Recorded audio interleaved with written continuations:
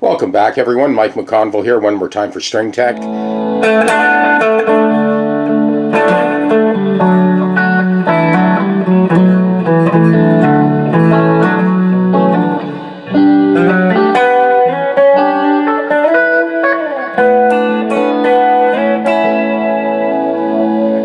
I have this maple fingerboard Japanese Strat that I'm just finishing up a fret dress on. Just wanted to share a couple of tips when you're working on these maple fingerboards.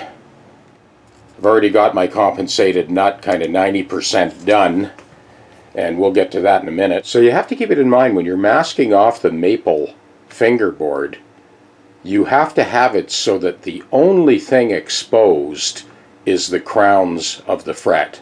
So the edge of the fingerboard, obviously the face of the fingerboard, and you'll see how I mask this as I pull it apart. So this is the completed fret dress. It has been leveled, recrowned, and polished, and we'll go ahead and take off that masking tape.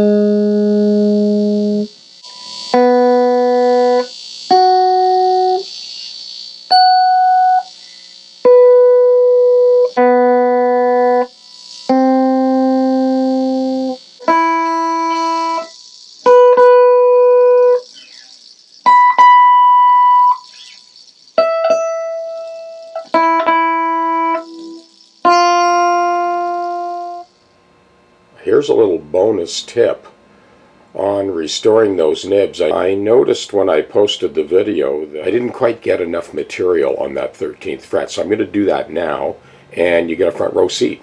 Cheers.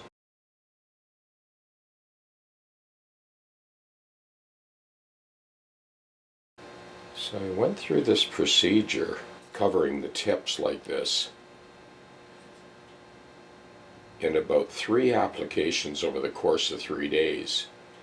And we'll come back tomorrow morning. This would be the 3rd application on this one. For whatever reason, I missed that. Must be the lucky 13.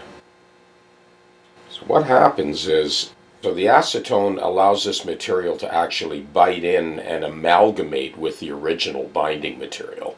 So the Brock will no longer have an issue with the string catching underneath the exposed crown of the fret. Back to the Strat. Okay, we're going stem to stern on this Strat to kind of explain what I did. First of all, I did put a shim, 2.5 degree shim, to tilt that neck back. The reason for that is all of these screws were protruding like at least 1/8 of an inch above the surface of the saddle and basically digging into his palm. So as you saw earlier, I have that self-adjusting radius gauge that I will leave with the customer, and he'll always be able to make sure he gets a perfect match to that fingerboard radius. Obviously the pickups were raised up because the strings were raised up. So let's take a look at the compensated nut.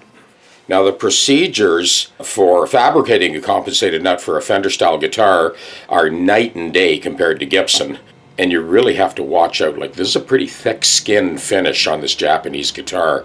The Japanese Strats very rarely have an issue with the finish actually flaking off in hunks. For those that are following my channel, you've seen a few videos from the distant past where we talk about that flaking lacquer on the maple fingerboards. And that is another subject unto itself. You'll see a video link in this video referring back to those flaky maple Strat necks. Not the case here. Luckily, we got through the whole job without pulling hunks of finish off. It came out pretty clean. Very happy with that.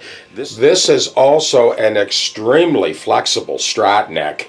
And the adjustment, of course, is on the end. So you got to pull the neck off, make an adjustment, put the neck back on, restring it, tune it up to concert pitch, and check it again. So it's a pretty long, drawn-out process, and for good reason. Most Strats have the adjustment here now at the headstock, making this task infinitely simpler than this type of design where you've got to pull the neck off to adjust it. All those adjustments are done. The strings have been tightened and loosened numerous times, and now that we've arrived, I'm just about to put a brand new set of strings on, and Bill will be ready for the gig. Both of these guitars are ready for the Christmas New Year's gigs.